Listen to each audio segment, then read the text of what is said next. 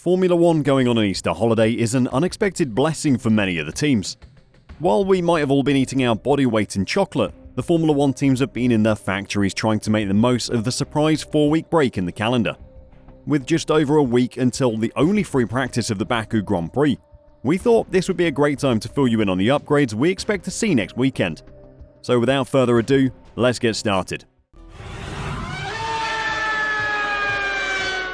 In a normal Formula One season, we would expect the first European race on the calendar to be the race in which all the teams bring their first big upgrades.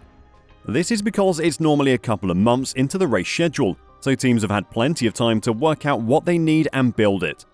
It's also easier for the teams to get all the new parts to the tracks as all 10 teams are based in Europe. This is particularly true for Ferrari and Haas, who are literally an hour down the road from the Imola track, which hosts this season's first European race. This year is a bit different though. The cancellation of the Chinese Grand Prix has meant that the teams have 4 weeks between round 3 and 4 of the season. All the gear has come back to the factories, the new spare parts that were needed were all built in that first week after Australia. Normally they'd be getting ready to head to a race, but with no race in mid-April, the teams have been using the time to work on upgrades. Unlike the summer break, there isn't a forced shutdown of the factories, so everyone's been working flat out to try and catch Red Bull. If you remember Baku last year, it was the race that really showed how bad porpoising can get because of its long high-speed straights, aggressive braking zones, and terrible track surface. The track surface has had work done to it in the off-season and should be better this year, but teams will, in general, bring upgrades that aim to make the most of their top speed on those long straights. Let's get started with who will be doing what in Baku. Mercedes are the team that people are anticipating to bring the biggest upgrades, but unfortunately for all you Silver Arrows fans, Baku is going to be a little too soon for them. Regarding the wholesale changes to the concept of the W14, as ordered by team principal Toto Wolff, George Russell is not expecting those to be in place for several more races yet, with a double header in Azerbaijan and Miami to come back before Formula One heads to Imola. He reasoned that with street circuits coming up before Imola, the team may be more cautious about bringing significant upgrades to non-traditional circuits. Alongside that, Russell confirmed the team are wanting to ensure that upgrades will have the desired effect before bringing them to the track, hence why the bigger changes they're looking to make may take longer to appear on the W14. Maybe they'll come to Imola, maybe it can be done a little easier, but I think you're always a little cautious about taking things to street tracks. We just have to weigh up the options. With the mistakes we've made, we're not going to rush things unless we're absolutely 120% sure it's the right one. It's no surprise that the Merc upgrades are taking a little longer. Their insistence on changing the concept is a huge overhaul of the car. That takes a massive amount of design time and production time, and if they try to rush it, they might just end up with something worse than what they have now. The other big team that is in desperate need of change is Ferrari. Reports from the team this week have said that they're going to completely overhaul their team internally, changing how they function and getting rid of the old traditional Ferrari way of doing things. Considering this will be their 15th year in a row without a Constructors' Championship, it is about time. That will take a lot of time though, and the effects won't be felt until the next rule change in 2026. For Baku, they'll be making changes to try and make the most of a track that really suits a low-drag car like Red Bull's. Ferrari will have a new rear wing that produces far less downforce, that much is known for sure. It is unlikely that Ferrari will have a huge amount else on show in Baku though.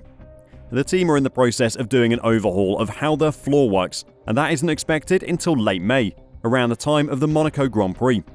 The problem Ferrari have is they're in the same position as Mercedes. They're just too far away from Red Bull to compete for race wins with a standard upgrade plan. Team boss Fred Vasseur said that the SF23 will change direction in development, but not the concept of the car. On our side, we have the feeling, and I hope that we are right and we are going in the right direction, that we still have tons of room for improvement on the car. As long as we're still able to develop the car to get points on the aero, to get a better balance, to get a better stability and so on, I think it makes sense to push in this direction. Their changes won't be quite as drastic as Mercedes, but like Mercedes, big changes take time and won't be ready for Baku. Expect to see a change in sidepod concept in the future, but not for a few more races yet.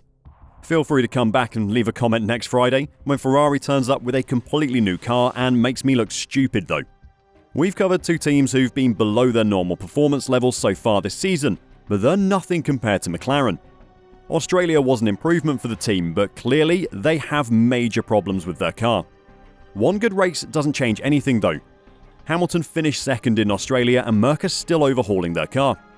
McLaren picked up their first points as well, but that only happened because of the huge amount of retirements and Carlos Sainz's penalty. When the team released their car before the season started, Zak Brown was very honest, saying they knew it wasn't as good as they wanted it to be after missing their winter development goals. They targeted Baku as the race for big improvements back then, and 2 months on, Baku remains the race they want to turn their season around at. Although McLaren are encouraged by the data from the wind tunnel, Andrea Stella, who was promoted to the role of team principal over the winter following Andreas Siedel's switch to Sauber, says the update will not have a transformational effect on the team's prospects. When it comes to the Baku upgrade, we do see the numbers, which are promising. It's hopefully from 6th, it will allow us to be 5th. It's not enough yet to achieve our objective for the season, which is to become a top 4 car. This will require the Baku upgrade, and we require another couple of upgrades following Baku, on which we are working. With McLaren announcing changes to their technical structure, with James Key ousted as technical director and former Ferrari man David Sanchez brought in, Stella admitted that aerodynamic efficiency is the biggest concern McLaren must address at this stage. It is an issue that every car on the grid faces in comparison to Red Bull, whose car's main strength is its ability to create plenty of downforce compared to the relatively low level of drag it creates. McLaren will definitely have a new rear wing. There could be a new beam wing as well as a diffuser as well.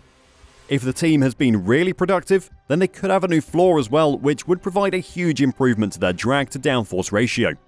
Generally speaking, downforce created by the floor creates less drag than downforce created from the rest of the bodywork, so any improvements they can make there should be a priority. The teams we've spoken about so far have tried to keep expectations down for their Baku upgrades, but Alpine are doing the complete opposite. They've set their sights on joining the battle for second with an ambitious development plan. The team is optimistic about making significant strides in Baku, thanks to a number of upgrades they're currently testing. The French team is looking to outpace its competition via speedy development throughout this season, and their current expected gain is a humongous 6/10 if their wind tunnel results are correct.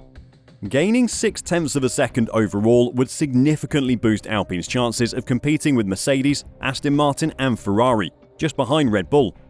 However, Alpine team boss Otmar Safnauer acknowledges that their rival's development pace plays a crucial role in determining the outcome, even though he remains confident about Alpine's ability to keep up. "It's a game of dependencies, unfortunately," the team boss said. "But we think we can at least keep up with the development pace of Ferrari, Mercedes and Aston Martin." The team have managed to keep the exact details of their upgrades quiet so far. There will be a lot of interest in the car in a week's time though, when we finally see it in the paddock, considering their big claims about the progress they've made. Considering Ferrari, Mercedes and Aston Martin aren't bringing big upgrades to Baku, Alpine could be in with a chance of a podium finish. If they can avoid each other, that is. Do you think Alpine will be able to find the 0.6 of a second upgrade they claim to have? Or could McLaren be the biggest shock of next weekend's race? Let us know your predictions in the comments down below, and until next time, drive safe and bye for now.